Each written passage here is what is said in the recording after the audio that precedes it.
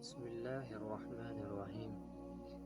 السلام علیکم ورحمۃ اللہ وبرکاتہ۔ امید کرتا ہوں ناظرین کرام آپ خیر و عافیت سے ہوں گے اور ایمان کی روشنی سے منور بھی ہوں گے انشاءاللہ تعالی۔ میں آج آپ کو اس ویڈیو میں ذہن کے انتہائی تیز ہونے کا وظیفہ بتانے والا ہوں۔ اگر آپ کون ذہن کے مالک ہیں، آپ چیزوں کو بہت جلدی بھول جاتے ہیں۔ آپ کسی بھی چیز کو یاد کرتے ہیں پھر آپ بھول جاتے ہیں۔ آپ کو ایک نسیان کی بیماری لگی ہوئی ہے، یعنی کہ آپ بہت زیادہ بھلکڑ بن گئے ہیں۔ تو میں جو آپ کو عمل بتانے والا ہوں یہ کریں انشاءاللہ تعالی، انشاءاللہ آپ کو 100% آپ کو فائدہ ہوگا۔ اس کا انتہائی مجرب وظیفہ ہے۔ یہ بہت سے علماء کرام اپنے بیانات میں بھی بتاتے ہیں اور بہت سے لوگ بھی کرتے ہیں۔ یہ وظیفہ بہت عام بھی ہے اور مشہور بھی ہے۔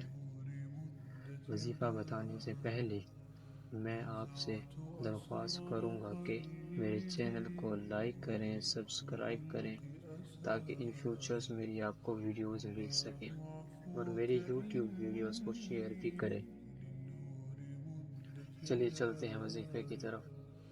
وظیفہ کچھ اس طرح سے کرنا ہے آپ نے کہ ہر فرض نماز کے بعد آپ نے اپنے ماتھے پر ہاتھ رکھنا ہے اور 11 مرتبہ اللہ پاک کا یہ اسم گرامی نام یا قویو پڑھنا ہے۔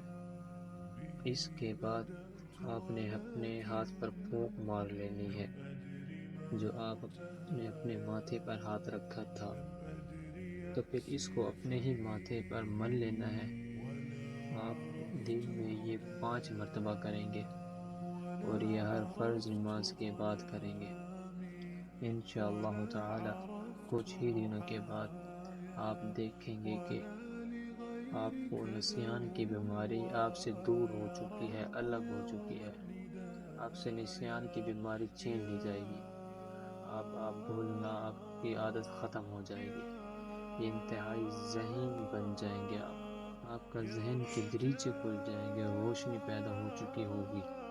مزید اس کے ساتھ ایک اور یہ عمل بھی کرنا ہے کہ جب بھی آپ کھانا کھانے لگیں، کھانا کھانے سے پہلے کوئی بھی چیز یا پھر پینے لگیں، پینے سے بھی پہلے آپ نے اس چیز کو کھانے یا پینے سے پہلے اس پر ایک بار یا علیمو پڑھ کر پھونک دینا ہے، پھر آپ نے وہ چیز کھانی ہے۔